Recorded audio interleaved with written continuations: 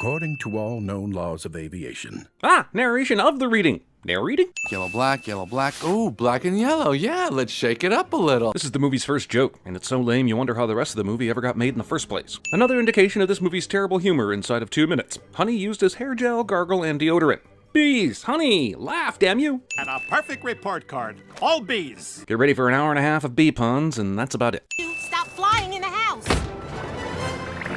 Why the hell would bees have cars? More importantly, how the hell would bees have cars? Is this just an animated version of all the things Jerry Seinfeld likes? Like cars, sneakers, and dating women that are way out of his league? It is?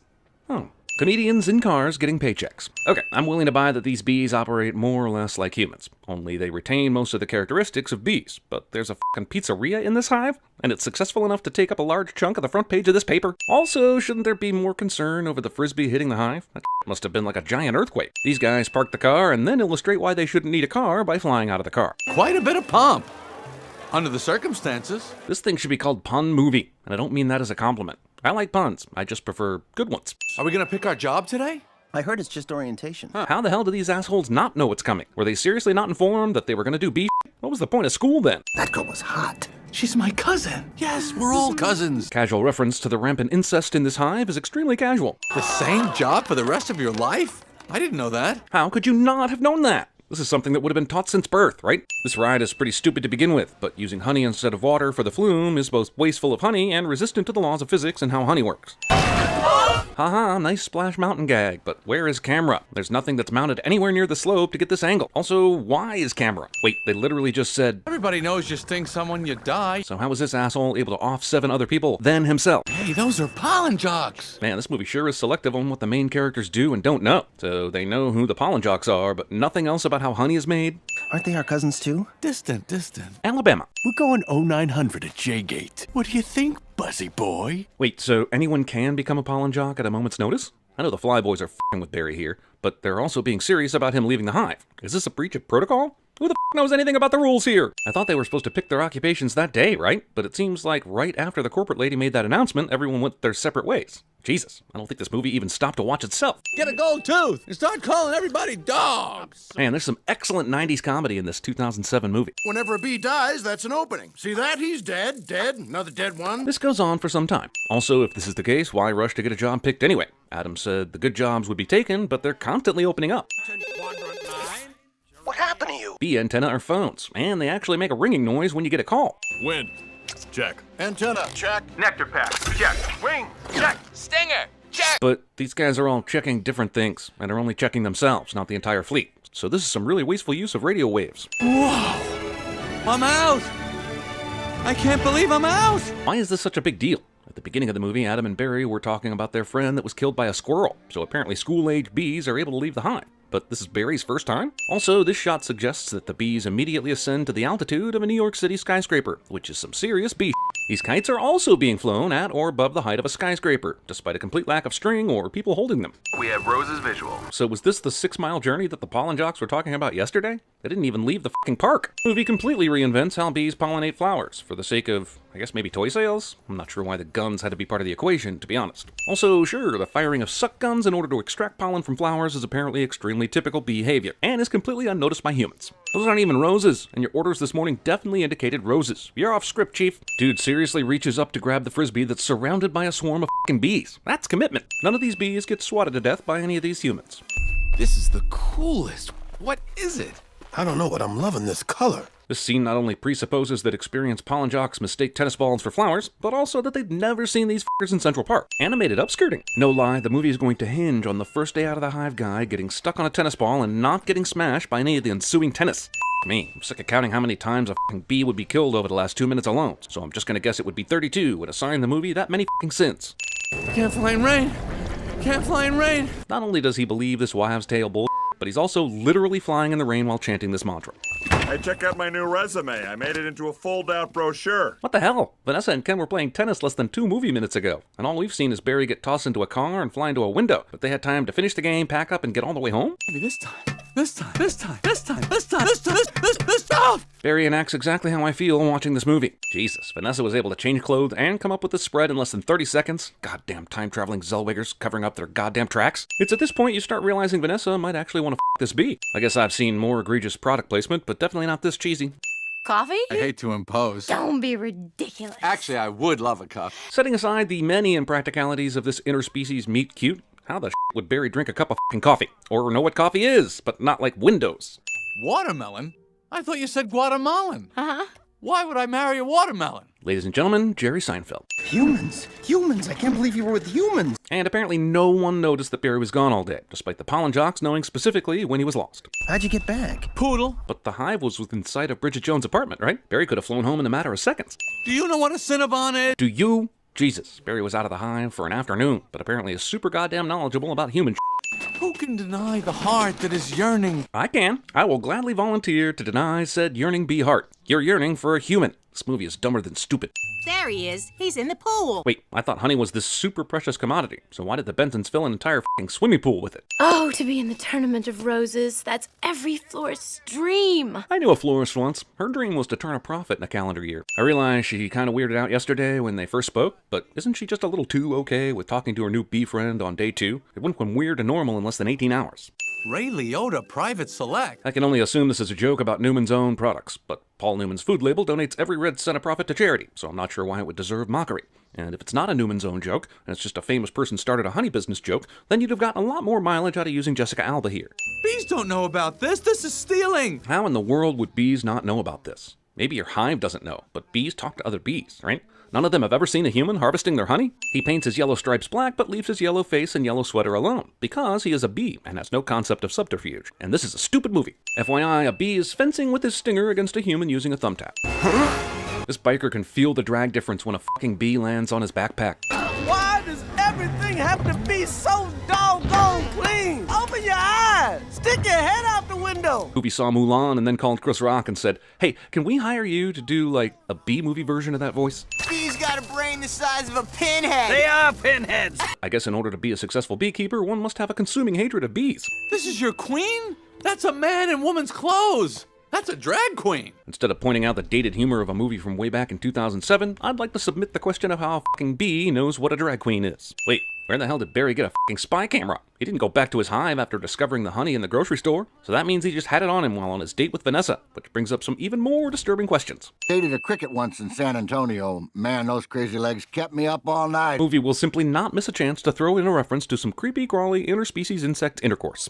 Nobody works harder than bees. Tell that to Michael Giacchino. Seriously, movie? B. Larry King is the best you could come up with for this fucking cameo? Not Larry Queen or Larry Sting or anything creative? Larry, bees have never been afraid to change the world. I mean, what about B. Columbus? B. Gandhi? Bejesus?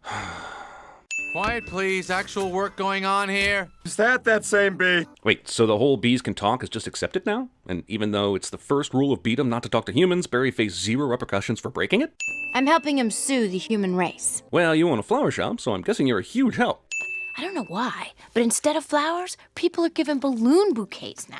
Yep, she's right. The last 2 weddings and 3 funerals I went to all had balloon bouquets and almost 0 flowers. You know, Barry, this lawsuit's a pretty big deal. That's why I'm mailing it at night after preparing it myself and not even once consulting a lawyer. Why is there a jury? Shouldn't this just be a preliminary hearing? How did the jury even get selected if this is the first day of the trial? The Honorable Judge Bumbleton presiding. Judge Bumbleton? This movie's not happy giving me the finger. It wants to also shove that finger up my butthole.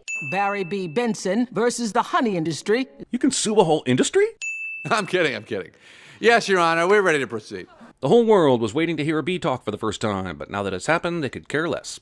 Your opening statement, please. This movie is basically the non-holiday Miracle on 34th Street for bees.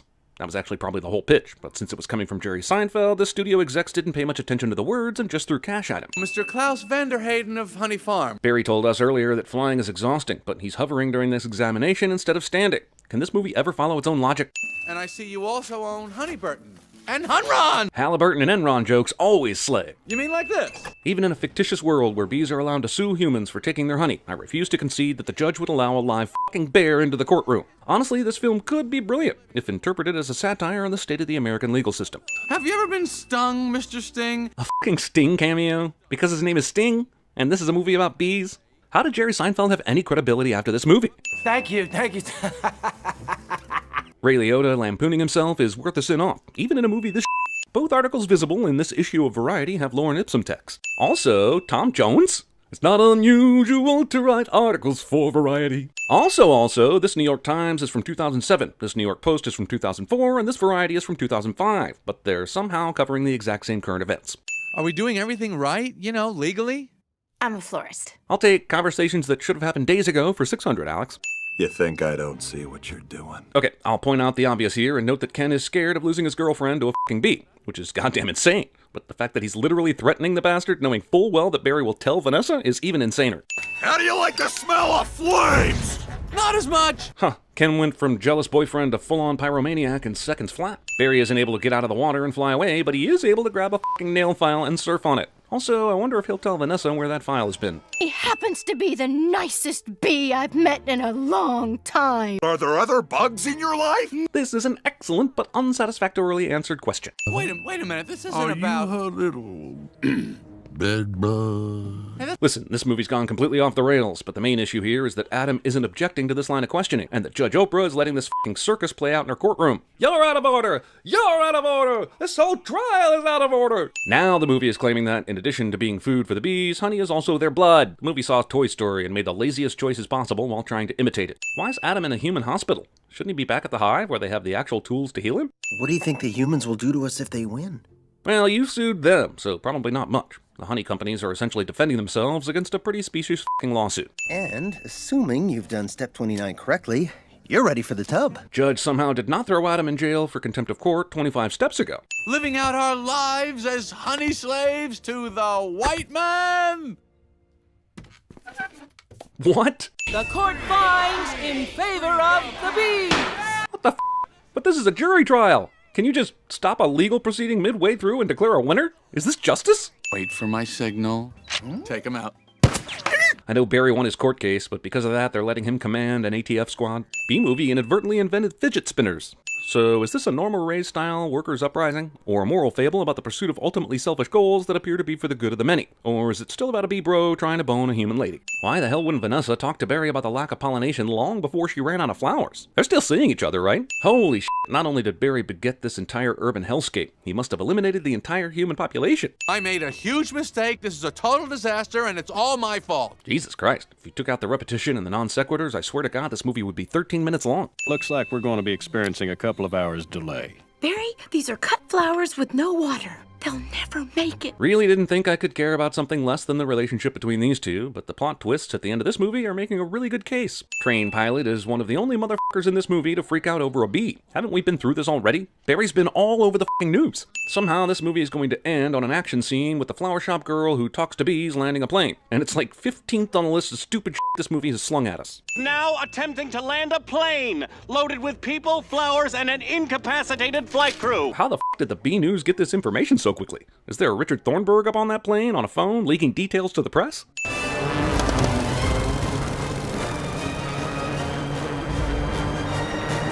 This works. They chant for Barry to think like a bee, and then he tells Flower Girl to bring the nose of the plane down, but she's not flying the plane. The million bees carrying it are. What the hell's going on? What in the world is on the tarmac? It takes air traffic control this f***ing long to notice that one of the runways has been infested with bees. Hold on, Barry. Here, you've earned this. Not only did the pollen jocks remember to bring an extra uniform, it's specifically in Barry's size. What? What? Where? I didn't... Oh, shit. This is still going on? Wait, the bees that surrounded a f***ing plane and were numerous enough to form a target on the tarmac all came from one hive in Central Park? Even Barry referred to the flower on the tarmac as consisting of millions of bees. That is so not how pollen works. You'd think a movie that wants to have an environmental message would at least take a quick peek at science somewhere along the way. Milk, cream, cheese, it's all me. And I don't see a nickel. So all the animals can talk? And we're just finding this out now? And he's a bee. You're a goddamn cow. How the f did you even get out of your pasture to come here? He's a lawyer too? Ma'am, I was already a blood-sucking parasite. All I needed was a briefcase. This movie had 4 screenwriters. Can we squeeze in a joke about a priest, a rabbi, and a preacher into this cliche fest before it's over? And will this nightmare end? I just checked, and thankfully only 21 seconds.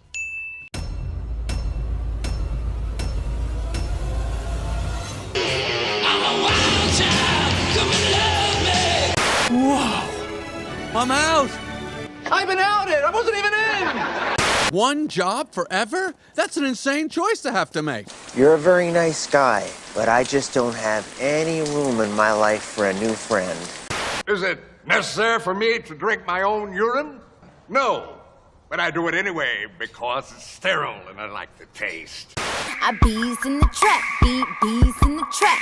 I bees. You have got to start thinking B, my friend. Thinking B. Thinking bee. One of us. Gooba gobble, gooba gobble. We accept her, we accept her.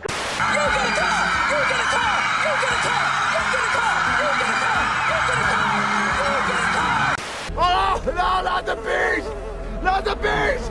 Ah! Oh, my eyes! Eyes! Ah! Yellow, black, yellow, black. Ooh, black and yellow. Oh, we just came up for the funeral. Poor Marvin Kessler. He went too early. He was 96 years old. Welcome to Regal Entertainment. That kid is back on the escalator again.